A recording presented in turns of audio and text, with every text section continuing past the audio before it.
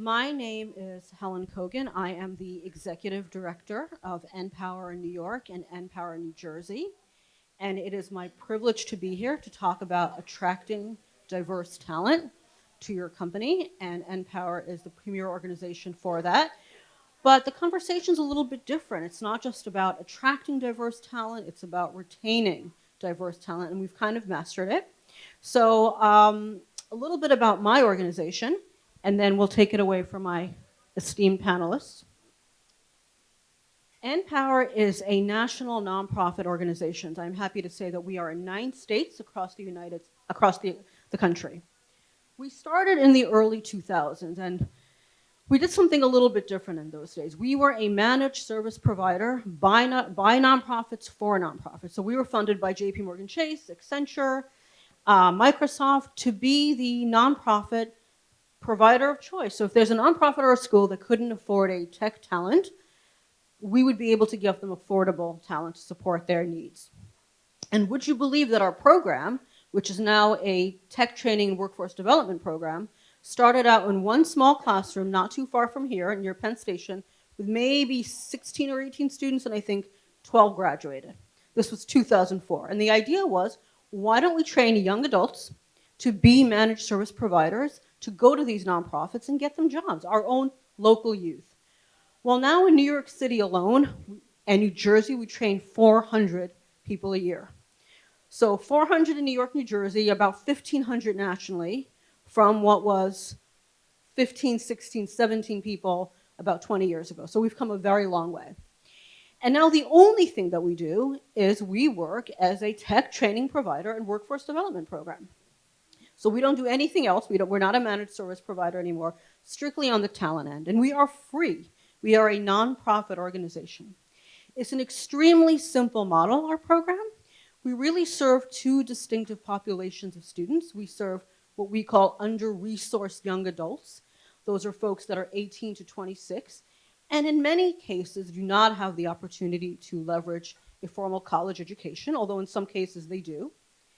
But we also serve veterans and military spouses, folks that have these amazing skills that are trying to transition into civilian life and just need a support system in order to do so.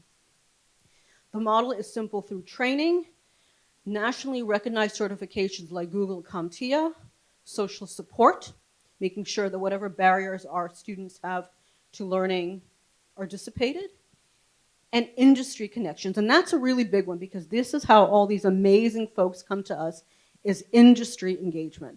I like to think I'm cool and that when I'm in front of a class, I'm engaging, but I'm really not that exciting. But our instructors are, and most importantly, our partners are. So in a given week, we will invite people from industry to come talk to our students, like the Chief Technology Officer of ING, or we'll invite our students out. They'll go to a Bloomberg, a Google, a BNY Mellon, and meet the tech talent and understand the corporate structure. And a lot of these partners hire our students. So this is where the ecosystem comes in. Not only do they come and chat with our students and mingle with our students, but they hire our students, they help us develop curricula, they serve as volunteers, and in many cases they serve as our funders because we are a nonprofit and it is an entirely free program.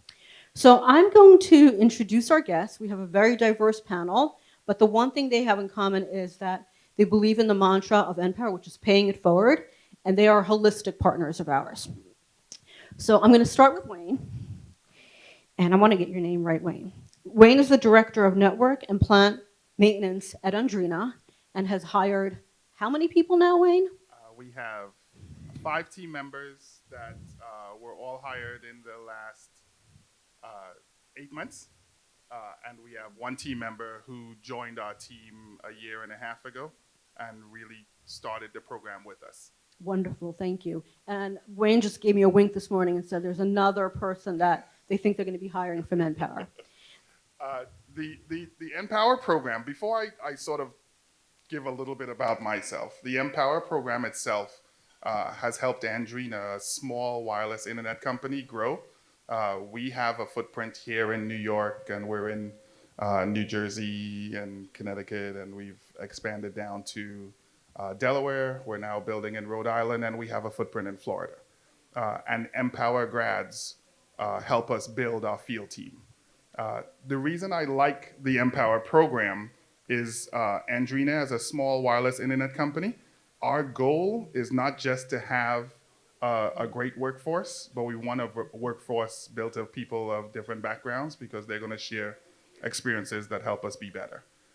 And it's happened. The very first person we brought on, we did not know what was the right role. He started as the 15th person the company has hired. And he's since been promoted 2 times. We started with people just this year, and one of them has already been promoted. And as we had conversations, we're going to be discussing adding more. I really like what you're doing, and we, as Andrina, have partnered with NPower because it makes sense. So not simply because your mission is great, which it is, but it makes sense for our business.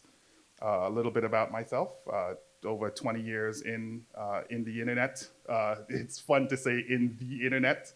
In 2001, a large cable company in this area started something called At Home that changed to being called Online. I was part of that launch, and I'm real happy about that. Then I spent a lot of my time in Texas, Georgia, the Carolinas, and I'm happy to be back here.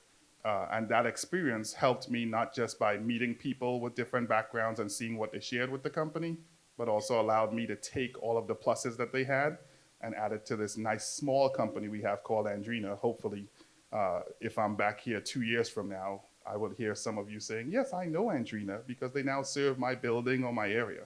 And that's a little bit about us and what we do. And hire our grads in the building. Thank you, Wayne. I'm going to pass it on to our next guest. Tara Fosbury is a VP at Guardian Life. She heads innovation, programs, and capabilities.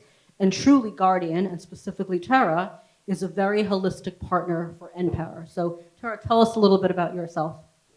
Thank you, Helen. It's really nice to be here today. A little bit about me. I'm a 25-year plus, hate to say that, technology veteran, woman in technology. So I've spent a lot of time on both sides of this equation, being a developer and kind of climbing up through the tech ranks. And now my current role, I spend a lot of time bringing in diverse talent, training our internal folks to prepare them for leadership positions, and developing programs that are really tailored for them.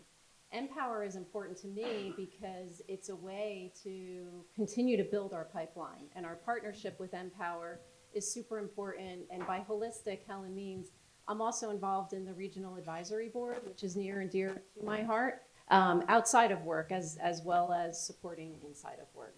So really thrilled to be here. Thanks, Helen. Thank you, Tara. Passing on to Amanda Goodman, Managing Director with Accenture.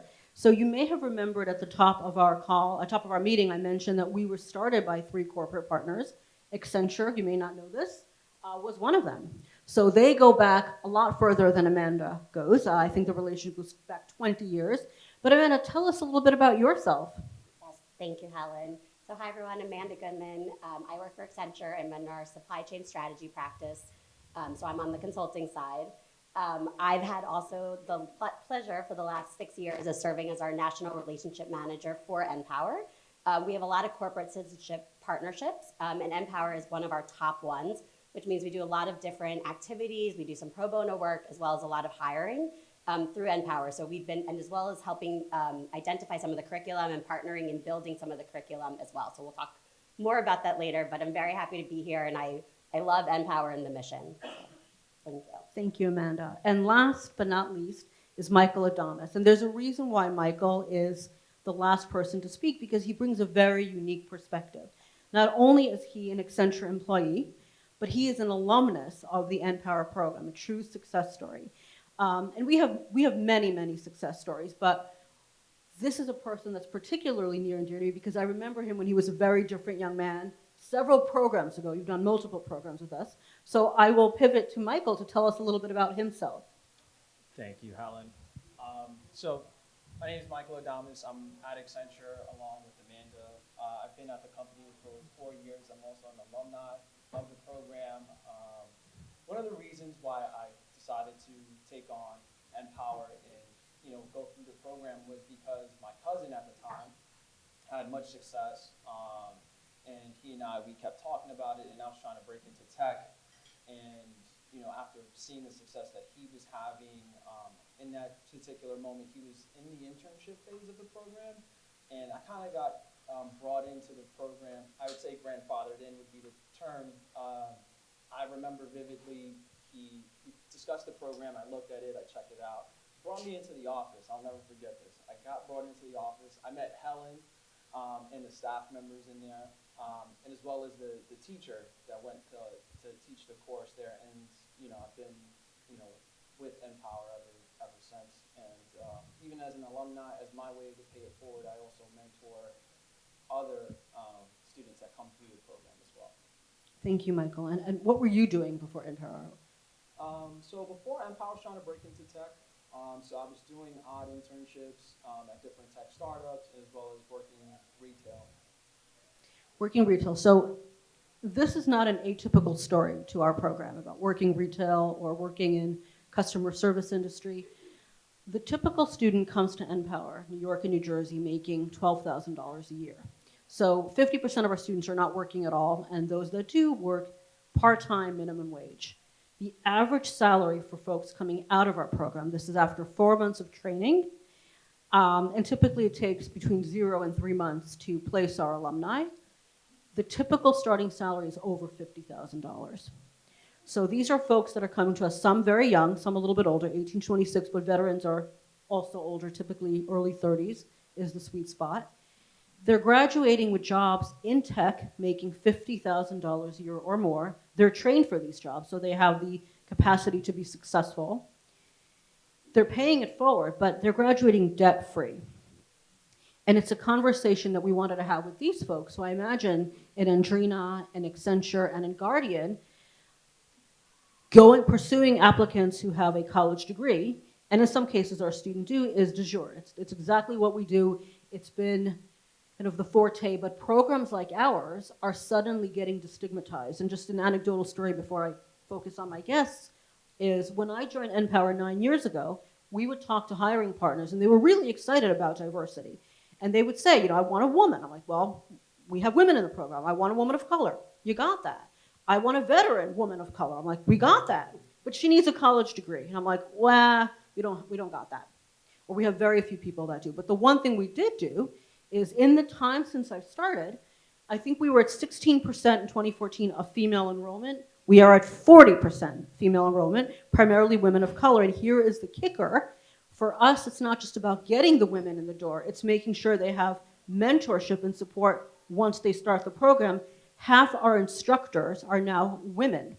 Used to be 0 when I joined the organization. Now it's 50% of our instructors are women, so that our students feel related to. Thank you. Thank you so much. So really making the difference on that. But we see the destigmatization where partners are coming to us and saying, we want to do something a little bit less traditional. We love the idea of the 4-year degree, but how do we get somebody for whom you're lowering the barrier and not the bar, and you're giving an opportunity to somebody who's hungry, who wants to work, and has the credentialing, but maybe not the formal education. So we'll pivot a little bit to our guests, and you mentioned something very interesting at the top of the hour. You said it's still a business, right? Because we understand that while we wanted to be sexy, it's cool to be diverse and equity forward, we also understand that it's important for the business to hire the right talent. Because at the end of the day, you're all in for-profits and they're all businesses. So tell me a little bit about, we'll start with Wayne, what your organization does, A, to recruit diverse talent. Where are you looking for these folks? I know NPower is one of the places, but equally as important when we talk about DEI and we talk about diversity, equity, inclusion, what we're hearing a lot is belonging. That people come to an organization and they feel like they belong and they're writing the script for what the organization is. So Wayne, tell me a little bit about what you guys are doing to find the talent and keep the talent. I appreciate the question. Thanks so much. So Andrina started off, our founders are 2 young men who spent time at Princeton University, Ivy League, best of the best. I had to Google this. I didn't realize, we love to speak about all the presidents who went to Harvard and Yale, but we also have 2 presidents who went to Princeton. So I'm excited that our team includes, the colleges that presidents went to. Well, if you're only looking at Princeton, you don't end up with the type of talent that we have. So those two gentlemen who went through the Princeton program, they knew that part of what made them growing the business great is finding people who've grown different businesses who also have had different experiences. I can tell you that part of why I myself joined the team is because when I started looking for the right place to land, part of the looking was, are they looking for people who are from different backgrounds? When I went to different locations and found what made my teams talented, in South Texas, I had 0 female technicians. I left the team with 20% female technicians. When I came to Andrina, we had 0 female technicians. We now have 2 female technicians. And we only have a tech population in-house that's 15 people.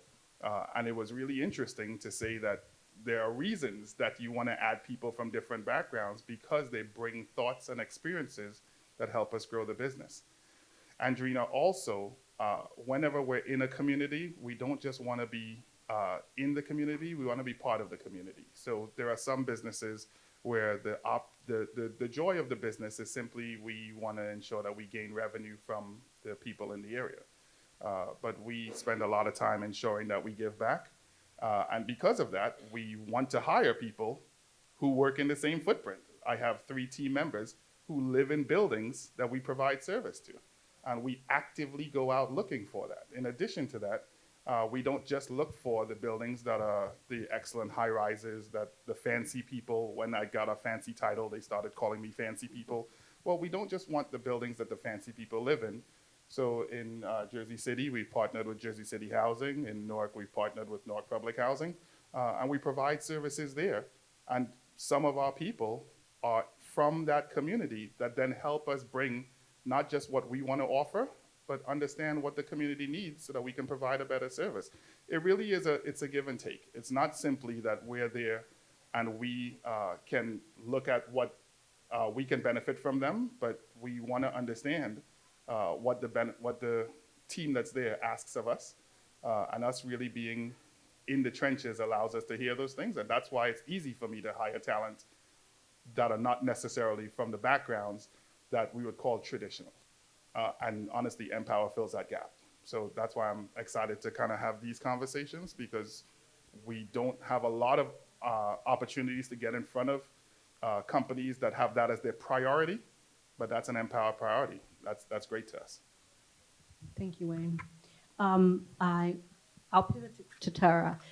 We have one alumnus that I personally remember that went to a networking event or a partner development event at Guardian. One young man stood out in that, and there was a synergy, and he got hired by Guardian.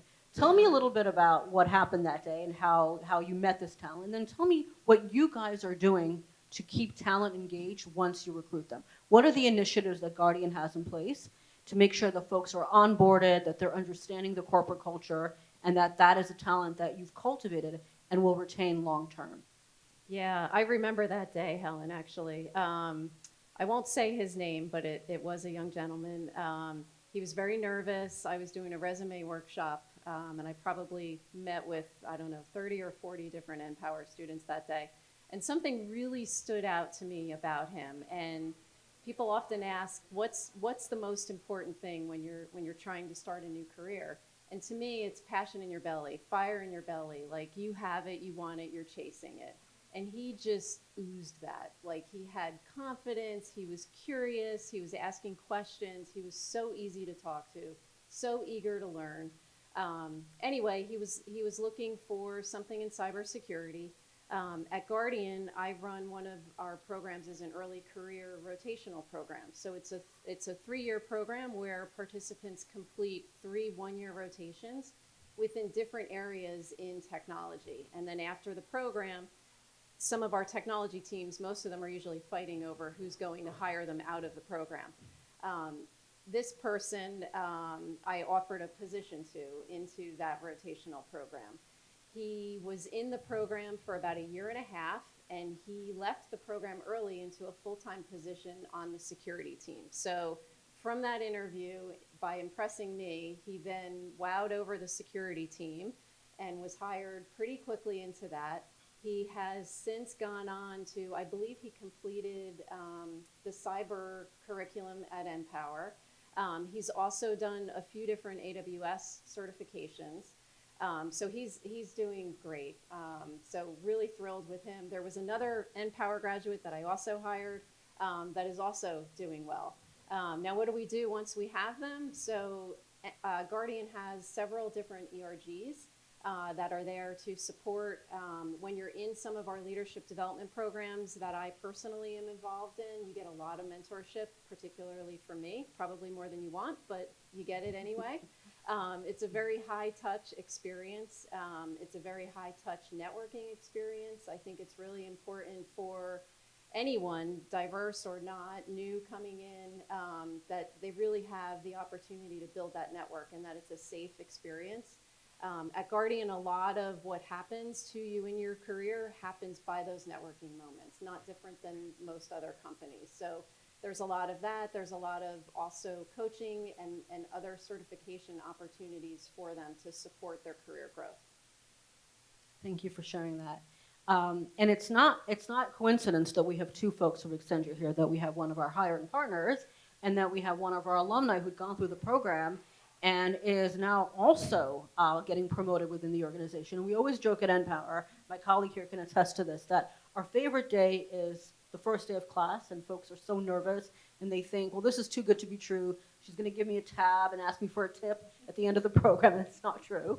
And of course, we love our graduation, but we also love the day when folks like Michael come to us and say, I've been promoted, I'm a manager now, and I'm looking to hire the next generation of NPower student or NPower alumnus. And that means the world to us, because we always talk about paying it forward. So question for Amanda, because you worked with us for 6 years, and Amanda was actually helping us kind of think about our strategic plan for a while, and how do we hire, and what is the ratio of student to alumnus.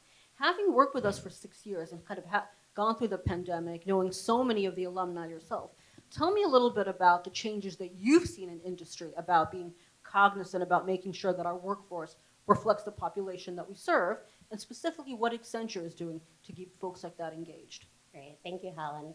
So I think, Accenture was putting out research for a long time around having alternative paths in and around needing different educations.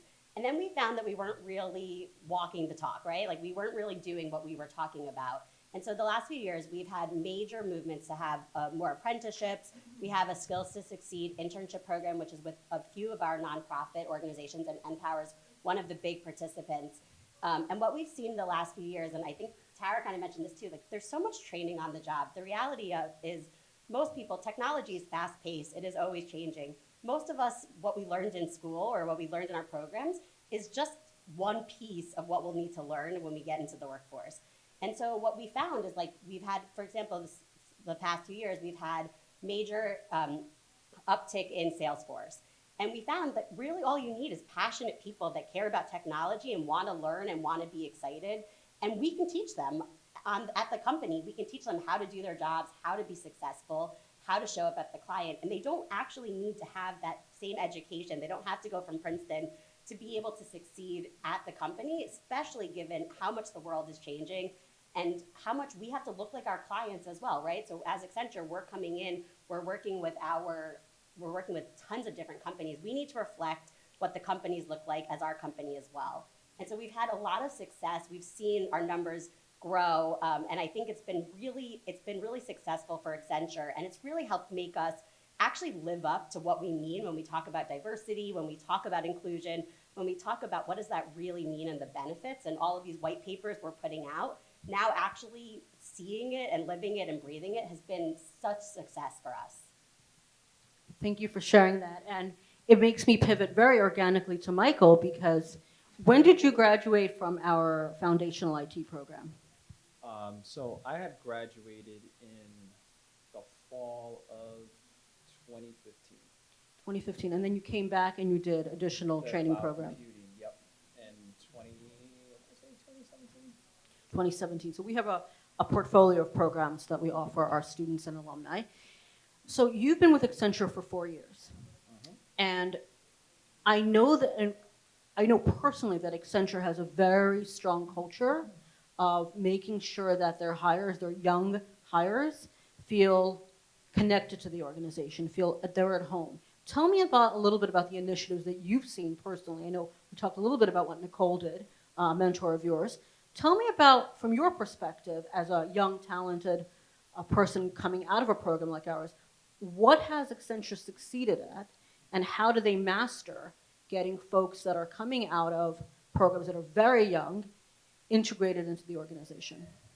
Well, Helen, I can't give you all of the secret sauce now, but what I can say, one of the things that I truly love about the culture is that when we talk about, diversity inclusion, for us, it's backwards. It's inclusion and diversity, and it's not just a Wall Street metric to keep, right? Like the company, as Amanda mentioned, they're walking the walk.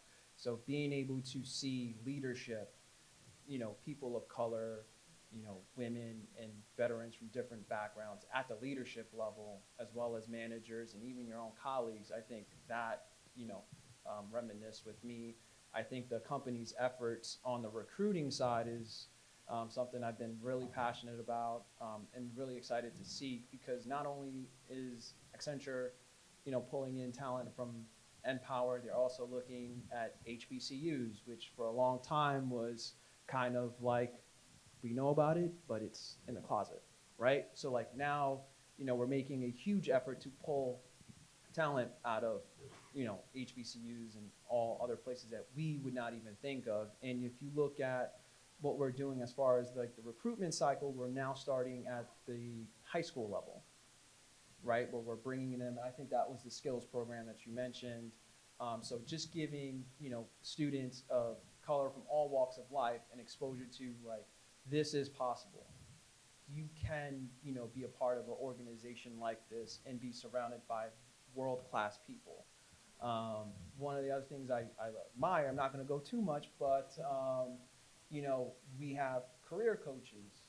And, once we join in, they're kind of like our guides through the company. And if we have, any ideas or concerns, they'll always point us out to the right people. And lastly, leadership is always receptive to new ideas. So That's very helpful. And question for anybody on the panel. It seems we've come a very long way. What do we still need to master to be successful with this? It's easy to look on paper and say we're checking a lot of the boxes, but there's still a lot of homogeny in the corporate world and in the tech world. What do we need to do better as an Andrina, a Guardian, Accenture, any of the partners in the room, or the folks that are our funders and hiring managers? What are we not doing yet? So I think we still have room to go. I think we've done a better job of creating coaches, creating, ERGs and groups. But I think there's more than just, I think there's still a lot more to be done with it. I think we need to think about how long is it going to take for people to progress? How do those career paths look different once you're in there? What additional coaching can we provide? How do we make sure people understand what's available to them? Accenture is a very big place, right? So maybe this is maybe our problem more, but there's a lot of resources, there's a lot of things available, but a lot of it is you have to network and you have to kind of talk to people to know that it exists. And I think that's sometimes a skill that people need to develop once they get there, right? And so I think thinking about that in advance of people coming in, how do we teach them to network? How do we teach them to find these opportunities that are available? I think that's going to be a huge piece of how we continue to be successful. If I'd jump in, I'm going to borrow a little of what Michael just said. When I was at a larger institution and you had the title manager, you interacted with the director, and that was it. And some of you may know that you would know your director's name, first name, last name, you may know their middle name, you may know their kid's name. But the person above that person you honestly can't name, can't pick out of a lineup. Coming to Andrina allowed the opportunity to rethink that. With a smaller team, it's easy to say that I can do maybe what Accenture today can't do, where I can say that we are a very flat organization. The person coming in today doesn't just know that the president, the CEO of the company went to Princeton sometime. They would know his first name and last name. They may meet his mom. They may literally walk in and put together a piece of equipment with that person. And those hands-on experiences, which tie in with what Amanda just mentioned, allow you to do a level of networking that maybe isn't available at all companies at all sizes, but it's something that I know we try to do as great a job as we can, but I know that there's still better we can do. But that's one of the areas of opportunity that I see for companies, even as small as mine, and when we start getting larger, ensuring that we allow and encourage the young new talent. The new talent doesn't have to be as young, right? But encourage all of the new talent to have the opportunity to get in front of people who are decision makers, to expose themselves, not to just have conversations, but to have real deep thought about what comes next. There are ideas that you may have that I may have never thought of. And those ideas help turn what the company is today into what the company becomes tomorrow. And I'm real excited that companies have allowed those conversations to happen.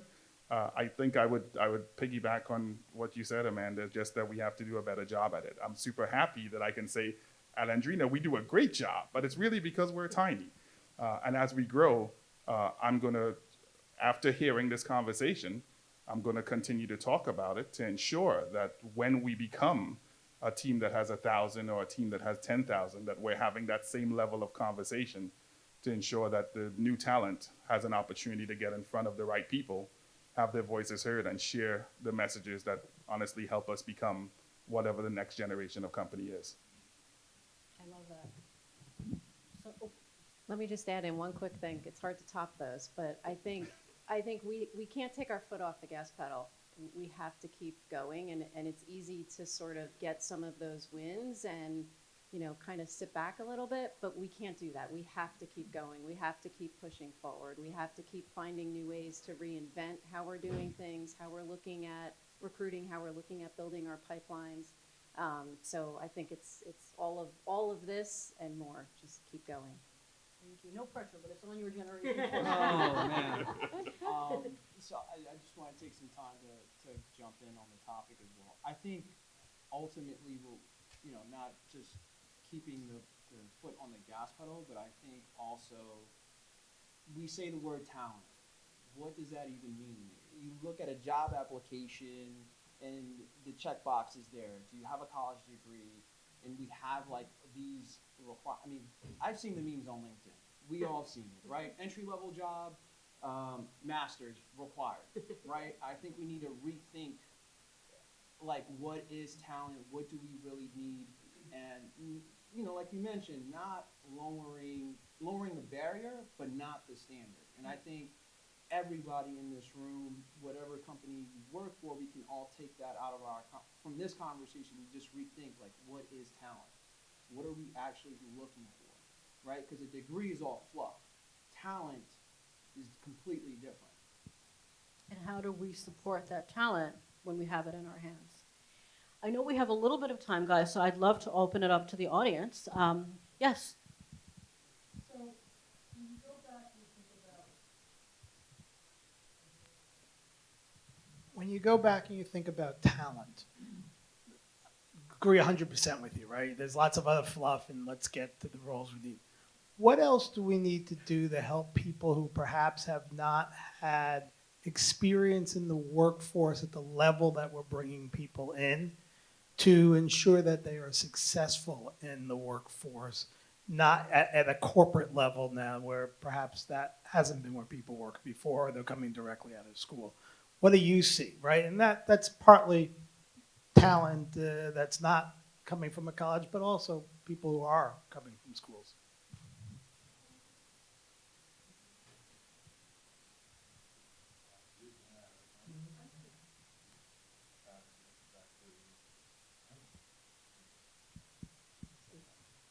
Well, I can I can give one perspective. So one of the things that we found is to find the areas that we need growth and find people who can help us with that growth.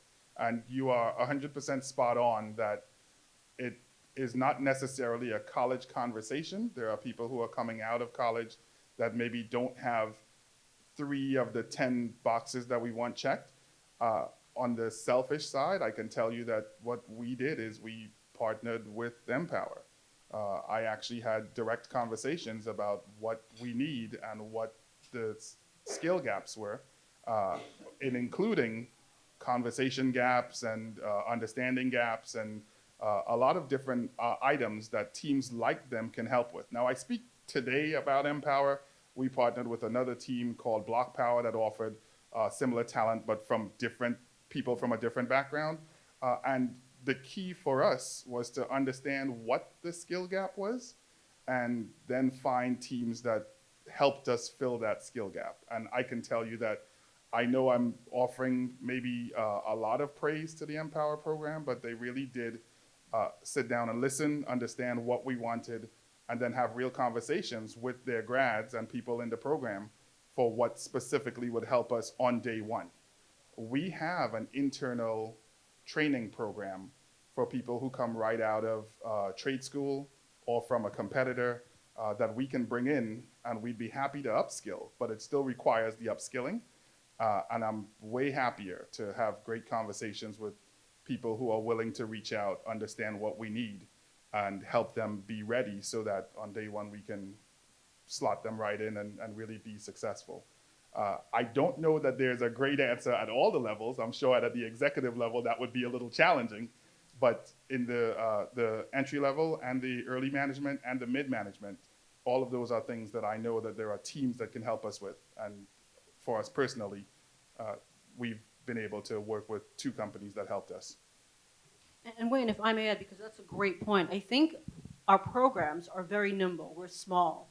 So when we have a conversation with a hiring manager like Wayne, not only does he outline the technical skills that our students or alumni should have, but the soft skills.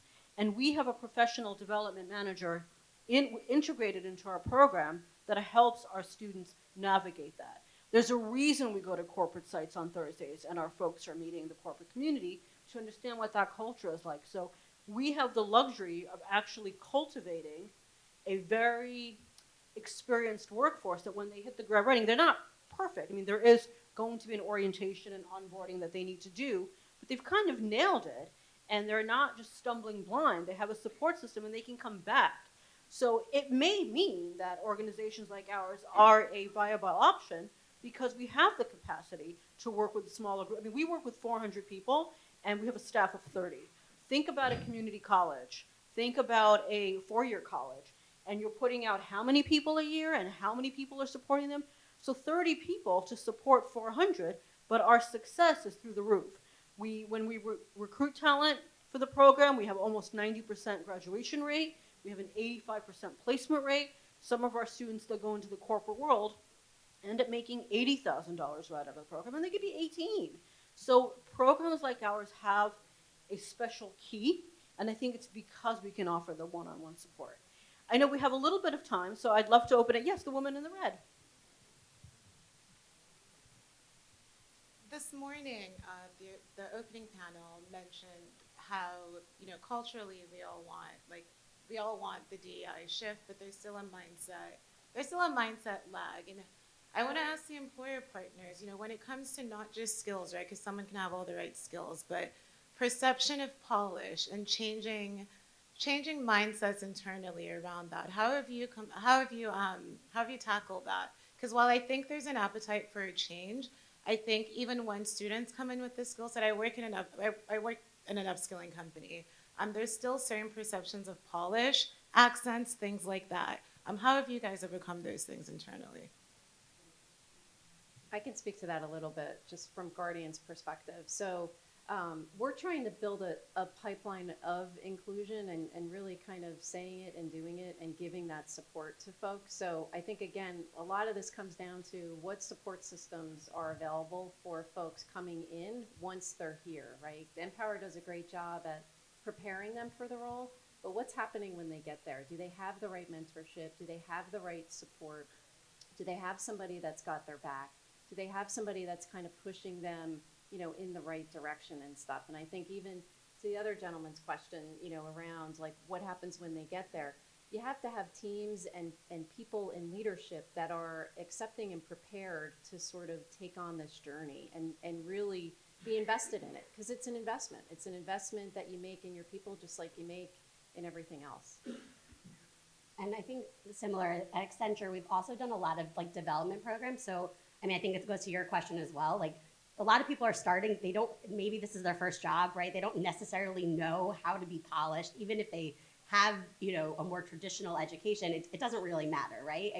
And so we've started doing more of these development programs where you are getting a lot of both the on-job training, but a lot of these soft skills type of training as well. And a lot of that is like, how do you show up at a client site? Like, what should you be wearing to go to go on a Zoom call, right? Like things like that maybe people don't think are like everyday question. So we've been really working on that in general, like having all of these kind of development programs as people come in, because it also it puts everyone in the same type of program, right? Where they're all going through the training. It's not people being singled out to go through this training, but everyone is going through and getting that support, getting the career counselor, right? That's something, even as a managing director, I have a career counselor as well. That's something that we have, throughout our whole career there. And then the other piece I would say is like, we do challenge ourselves, right? So we just went through performance achievement and, we took courses on unconscious bias, and we have a diversity champion who's on the call, who's supposed to call us out if we're not, if we are saying anything we shouldn't be saying, or people are bringing up ideas. And it's hard, right? We have to hold each other accountable. But what we also then do is it goes through a bunch of metrics, and they're coming back to us and saying, like, there seems to be an imbalance, right? And they're calling out where there are imbalances and maybe where there are some risk areas. So I think part of it is supporting, but I think part of it is also just holding ourselves accountable and recognizing that it's going to take time for people to not need to have a diversity champion on every call to make sure that we are being inclusive. But I think that's part of the journey. Thank you so much. Well, folks, I think we're hitting that time. Thank you, everyone, for coming here and to our little panel.